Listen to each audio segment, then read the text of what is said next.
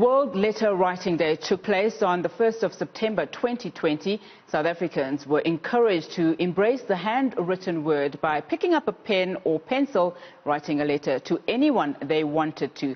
They were then asked to nominate their friends, family or loved ones to do the same.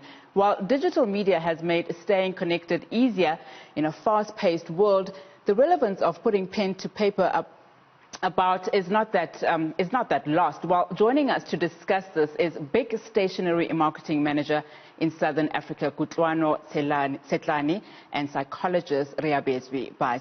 Ladies, thank you so much for your time. Before this interview, I actually went around the newsroom asking people, when was the last time you actually wrote a letter to a friend or a loved one? A lot of them obviously couldn't remember, and some said, well, I don't do that anymore. But maybe, Kutlwano, let's start with you. Take us through the role pens and pencils have played throughout our lives and the way they have literally written our future. Morning, Unati. Thank you for having us. So I think that it's so interesting that you asked around and your team couldn't remember when last they'd written anything really with a pen. So for me, it just really makes my point that pens and pencils have just become so underrated. And if we have to look back at just how important of a role they've played in our lives, they've really been there right from the beginning and written every step of our future. So think from the first time you learned to hold a pencil, to learning how to write your name, to being so proud of yourself because your teacher has told you that now you're a big girl or boy and you can start to use a pen, all the way to writing that important matric final exam and signing a lucrative contract or a lucrative deal. Pens or pencils have just always been there, and they've just always been there, literally helping to write the future. And I mean, historically, we've seen some amazing books that we still read to this day that was started by handwriting. Precisely. And I think that because it's a tool that's just so readily available and so easily accessible, we really just start to lose its importance and to see just how relevant it's been in really helping with so much communication. I mean, it's been the primary form of communication for eons. And I think just because digital has become such an important part of our lives, we are starting, or people tend to take it really so for granted. Reabetsoe, let me bring you in here. What are the psychological benefits of writing in today's modern world, despite all the technology behind us? So while technology is really convenient, and I mean, we can't take away from that, it really helps us with regards to getting in touch very quickly and, responding very quickly to messages and things that people send us. But handwriting has always had psychological benefits because when we write, we actually activate different areas of our brains, and expressive writing specifically, which I know a lot of therapists use in therapy, have been used as a therapeutic tool, because when you sit down and you write down your thoughts and your feelings, it actually is a means of a very cathartic expression. So let's say you've had a long day. To sit down and actually just let it out has been proven to be really cathartic and really helpful with regards to just expressing exactly how you're feeling right there and then in the moment. And it basically works very differently from what it would be like if we just, typed something out or, wrote an email. It works very differently when we're actually physically writing down using our hands.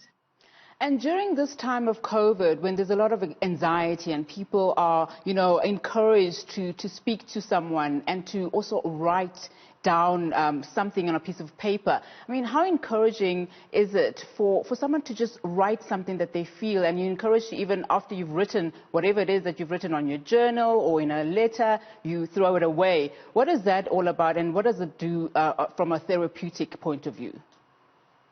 So that really helps with regards to, first of all, it helps with that connectedness, So I think a lot of people have been feeling very isolated during this time. So putting something down on paper, whether or not you intend for someone else to read it, but putting it down on paper has just helped, certain people just to be able to feel that they are in touch with somebody, and I think people who have then proceeded to either share their writing with a loved one or share it with their therapist or actually post a letter or send a letter through Postnet to somebody have actually found that, it nurtures relationships. For me to sit down and write a letter to somebody, for that person to receive it and to see how much time I put into just thinking about them, putting something down on paper and making sure that they got it, has really helped with regards to people feeling connected and feeling, just in touch with one another during what's been obviously a very stressful and somewhat isolating time between us. All right.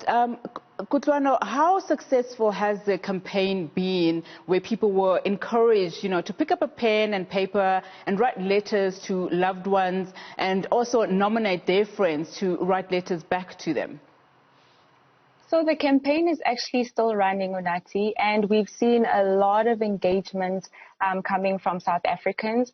I think just at a time where Reabetsoe has just said, just people are feeling so isolated, we saw the opportunity to bring back the art of letter writing, bring back ways to connect with people when we are feeling alone. So we've seen a lot of people entering the Write with Big competition.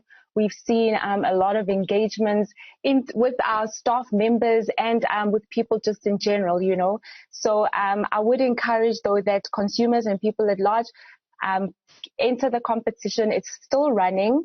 They've got up until Monday to take part in this campaign. And for those people who haven't written anything in a while or haven't written a letter to a loved one, this is an opportunity to sit down, put a big pen to paper, and tell people how you feel about them. But how practical, though, is it, from a sustainability perspective? I know you're running a campaign currently asking them to do that, so you will obviously see a lot of interest, and I'm sure a lot of people actually are enjoying this process, because I can't remember when last I wrote a letter to someone using pen and paper. But how is it sustainable going forward, given the fact that we've got all this digital technology, around us? So I think it's really about finding a balance. So while technology definitely is a huge part of our lives right now, it hasn't replaced writing. So for example, writing is still very relevant and it's still very sustainable because it's something that we still do on a daily basis. And from simple things like jotting down a note on your to-do list, or signing a homework book, or leaving a note on the fridge to remind somebody to do something. So I don't see that technology would replace simple things like that. You know what I mean? Absolutely. All right, Reabetsoe, let me end off with you. We talked about just the therapeutic impact of letter writing does for one, especially now during this time of COVID-19. But going forward and just taking that, that whole behavior of putting pen to paper, journals have obviously become a thing that psychologists are advising, people to do. How does that help, from a therapeutic point of view, but also from an anxiety point of view? How would one even begin to start that process of journaling? Well, I think, a lot of people, need to realize, and I like what Kutlwano said, that, technology isn't going to take over completely, because handwriting has actually been proven to assist with stress, with anxiety, with regards to just an overall sense of well-being, because you're actually physically doing something. And while you are doing it, you're actually in the moment. So we are forced to be mindful when we write, which is very different from, if you look at our lives and how busy we are, and we're always functioning on what may seem like autopilot. When we sit down and write, we're actually spending time in the moment. So people can start by just making sure that either every day, or even if it's once a week, to just sit down with a pen and a paper and to just write about your week, or to write about your day, or, to write about your experience with someone or something. That in itself can just start, not only to start a habit, but people will actually find that it actually helps them to have those little pockets in the day or in the week where you're reflectively writing about yourself and reflectively writing about your experiences. So people can start by getting a nice notebook. I love going to Typo. They have so many different notebooks. Just get a notebook from somewhere and just get your big pen and just sit down and just write. And you'll see, in no time how beneficial it actually is for you to spend that time just focusing on your thoughts and your feelings. And I actually second that, Reabetsoe, because I remember Michelle Obama saying when she wrote her book, Becoming, she had actually gone back to all of the journals that she had kept since she was a young girl. And those are the ones that actually helped her write her book, which is now a bestseller across the globe. So very encouraging words. Kutlwano, somebody who wants to take part in this initiative that you're currently running, where do they go and what do they do? So it's very simple, really. You write a letter to whoever is close to you or whoever you want to receive the letter. You take a picture of the letter and you send it to our Facebook page, to Big Stationery. And if you want, we'd like for you to tag anybody that you want to see the letter that you've written. So it's very, very easy. Fantastic. Thank you so much, ladies, for your time. Really appreciate your time here with us today. That was a Big Stationery marketing manager in Southern Africa, Kutlwano, Tshetlhane, and psychologist Reabetsoe.